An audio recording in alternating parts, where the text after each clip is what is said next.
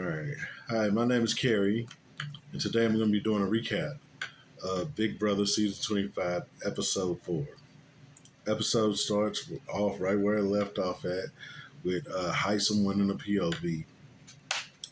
He have conversations with both of the people that's on the block, which are Felissa and Kirsten. And ultimately, we all know that he's probably not going to use it or not. But, we'll save that for later. So let's get to the meat of this episode because it was a pretty boring episode. Luke, Jared, Heisem, and Corey are all in this room. And Luke is telling a story to Corey, and Heisem is standing to the side. Jared is laying on the bed or something. He's talking casually and he slips and says the N word. Heisem and Corey look at each other and was like, oh, he just messed up. They didn't say it, but they made that eye contact like, oh, this guy is in trouble, which Luke knew he was in trouble right off the rip. He instantly apologizes. Corey and Heisem hightail it out that room. Luke and Jared continues to talk, and Jared is in a weird situation where he really can't do anything. He could get mad and just go blow his whole game up and do all that, but that's not logical right now. The season just started, just getting settled. You're not safe. Now, had this happened around jury time where you know you're going to the jury, I think you would have seen a different reaction from Jared. And because Luke didn't use it maliciously, like, man, you in trouble, but I ain't gonna be mad at you right now. You know what I'm saying? You got enough problems to deal with. But I'm gonna get back to that Heisem part in a few minutes. Let's go on to the next topic with the alliances. So you had the young versus the old. The little core group of five with the young people, and the core group of five with the women. The Bye Bye Bees. So they both have added on to their alliances. The Bye Bye Bees have turned into the professors, like basically all the old people plus Jerry. And the young people have turned into family style, which makes sense because they're all in the same room together. They all hang out together. They're having fun, you know. So it's the professors now versus the family style, and I think that the professors are in a good position right now. They got it pretty much going on. They got this tactic that they use on like lead members of the young group, the family style group, where they just pull them to the side and like ask them questions that they can't wiggle out of. You know, like what Felicia did to what's her name? Uh, what Felicia did to Riley.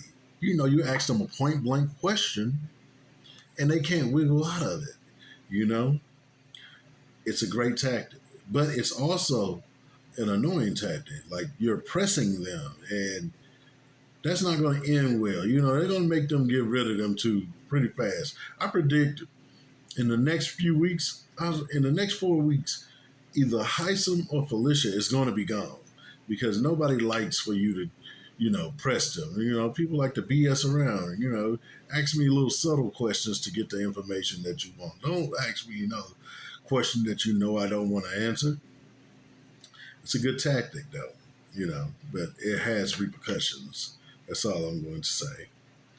Um, One thing I did like in this episode, America tried to help Kirsten out.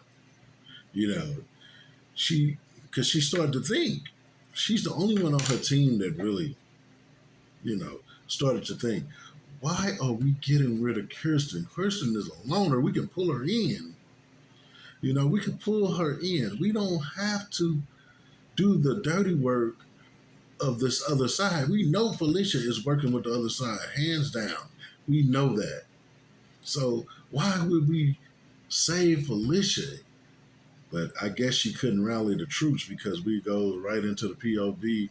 Right into the elimination. And I did not think that they were going to go through with this elimination, but they did. And Kirsten left 13 to none. They voted her out. Like, that's like a record for week one. Like, usually somebody throw in a petty vote, a hanky vote, just to have the person not feel as bad as Kirsten had to feel, where everybody eliminated her. And something was telling in her, talk with Julie. She felt that Siri played her more than anybody else, which I did not get because they did not show it on the episode where she was like people were promising her stuff and they did a real bad edit of showing people promising her stuff. But I guess they had to deal with the Luke stuff and show why he was getting kicked off, which they sped through that as well. It's a pretty dull episode. Another thing, I didn't like the way the episode ended. They didn't show us a snippet of what happened in the head of household challenge. They didn't show us any of that, like any other battle. So we really don't know what happened. But I got like a spoiler for you guys. Heisem ended up winning that. But let me talk about Heisem for a second. Because Heisem did something on this episode that I did not appreciate. So when they were kicking Luke out, and telling everybody why Luke was leaving the house, Corey gets to talking and telling what happened. He tries to bring Heisem in on the conversation. Heisem says that he didn't hear it when we clearly saw him on video accepting the fact that Luke has just used the N-word. And the conversation that Luke and Jared had after that, he was saying that Heisem had said something like, dang, it's going to be bad for you, dude. I can't believe you just said that, or something something to that ramification. So we know for a fact that Heisem heard exactly what Luke said, but Heisem didn't want to. This is what I think. I think Heisem did not want to be involved in it, which I got a sneaky feeling that this is going to come into play later on in the game. So now that Heisem don't want to be a part of nothing like that, nothing racial, nothing like controversial like that, we should not hear Heisem trying to get sympathy for anything like that, right? Like, he shouldn't be trying to get sympathy for the LGBT community or trying to get sympathy for the old people and stuff, because you don't want to be a part of anything controversial. You don't want to stand up when it matters.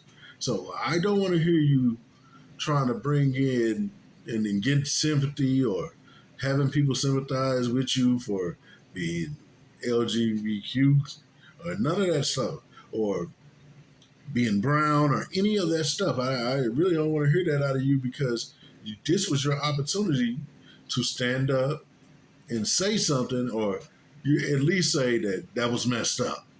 He didn't want to be a part of none of it.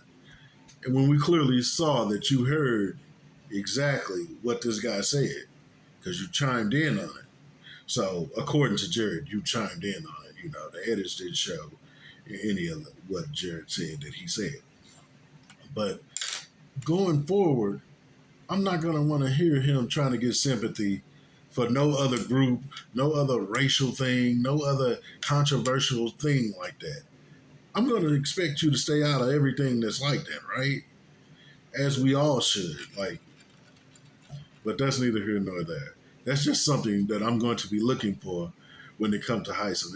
And plus, you told a bold-faced lie. Like, several people saw you talking about it and listening, knowing that you heard about it, you know, but that's neither here nor there.